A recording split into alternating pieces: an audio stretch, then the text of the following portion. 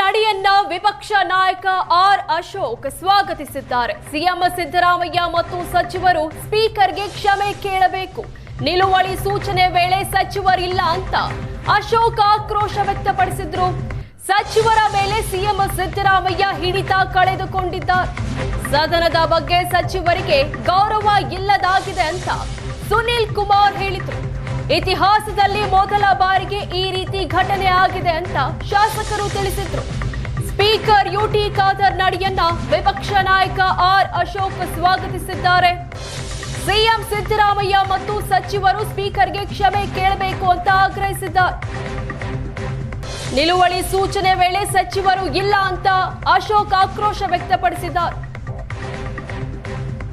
ಅವರು ತೀರ್ಮಾನವನ್ನು ತೆಗೆದುಕೊಂಡಿದ್ರು. ಅವರ ಪೀಠದಿಂದ ಆಚೆ ಹೋಗಿದ್ದಾರೆ. ಅದನ್ನು ನಾನು ಸ್ವಾಗತ ಮಾಡ್ತೀನಿ. ಈ ಸರ್ಕಾರ ಬದುಕಿದ್ರೆ ಈ ಸರ್ಕಾರ ಮುಖ್ಯಮಂತ್ರಿಗಳು ಬಂದು ಕ್ಷಮಾಪಣೆ ಕೇಳಬೇಕು.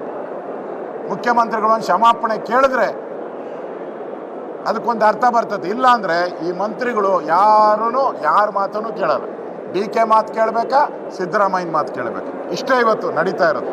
ಆ 2 ಕೋಟಿ 3 ಕೋಟಿ ಅಭಿವೃದ್ಧಿ ಕಾರ್ಯಕ್ಕೆ ನಾವು ಯೂಸ್ ಮಾಡ್ಬೋದು. ಯಾವ ಪುರುಷಾರ್ಥಕ್ಕೋಸ್ಕರ ಅಧಿವೇಶನ ಕರೆದಿದ್ದೀರ? ನಾಚಿಕೆ ಆಗಬೇಕು ಕಾಂಗ್ರೆಸ್ ಸರ್ಕಾರಕ್ಕೆ. ಮಾನ ಮರ್ಯಾದೆ ಇದ್ದರೆ ಈ ಘಟನೆ ಆದಮೇಲೆ ಆ ಮಂತ್ರಿಗಳು ಮನೆಗೆ ಹೋಗ್ಬೇಕು, ರಾಜೀನಾಮೆ ಕೊಟ್ಟು. ಸ್ಪೀಕರನ ನಿಲುವನ್ನು ಸ್ವಾಗತ ಮಾಡ್ತೀನಿ. ಏನು ಸ್ಪೀಕರ್ ಸದಸ್ಯರ ಪ್ರಶ್ನೆಗಳಿಗೆ ಉತ್ತರ ಬರೋದಿಲ್ಲ. ಉತ್ತರ ಬಂದರೆ ಸರಿಯಾದಂಥ ಉತ್ತರ ಇಲ್ಲ. ಯಾವುದೋ ಪ್ರಶ್ನೆಗೆ ಯಾವುದೋ ಮಂತ್ರಿ ಉತ್ತರವನ್ನು ಕೊಡುವಂಥದ್ದು ಇದೊಂದು ಪರಿಪಾಠ ಆಗಿರುವಂಥ ಹಿನ್ನೆಲೆಯಲ್ಲಿ ಮಾನ್ಯ ಸ್ಪೀಕರ್ ಅವರು ಇವತ್ತು ತೆಗೆದುಕೊಂಡಿರುವಂಥ ನಿರ್ಣಯ ಬಹುಶಃ ಸರ್ಕಾರ ಇನ್ನಾದರೂ ಎಚ್ಚೆತ್ತುಕೊಳ್ಬೇಕು ನಾನು ಆಗ್ರಹಿಸ್ತೇನೆ. ಮುಖ್ಯಮಂತ್ರಿಗಳು ತಕ್ಷಣ ಸದನಕ್ಕೆ ಬರಬೇಕು. ಸದನಕ್ಕೆ ಬಂದವರು ಇದಕ್ಕೆ ಸ್ಪಷ್ಟೀಕರಣವನ್ನು ಕೊಡಬೇಕು. ಸದನದ ಗಂಭೀರತೆಯನ್ನು ಅರ್ಥ ಮಾಡಿಕೊಳ್ಬೇಕು ಅಂತೇಳಿ ನಾನು ಆಗ್ರಹಿಸ್ತೇನೆ. ಸದಸ್ಯ